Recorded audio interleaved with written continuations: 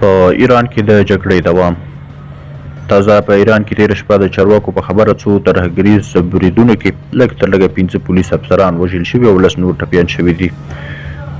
رویټر خبري اژانس د ایران د دولتي رسنیو په حواله نن پنجشنبه ویلي چې بریدګرو د سیستان بلوچستان ولایت په رسک او چابهار ښارونو کې د صفای پاسداران انقلاب ځواکونو پر مرکزونو برید کړی دی. فرانس پریس خبري اژانس د سیستان بلوچستان د مرستیال والي علي رضا مرحمتي په حواله ویلي چې وژل شوو افسرانو کې د پولیسو د یو مرکز مرستیال عباس میر هم شامل دی.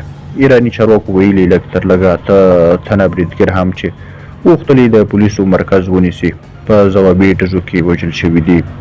فرانس پریس لیکلي چې جیش اولاد الجهادي ډلې د دغو بریدونو مسؤلیت منلی دی.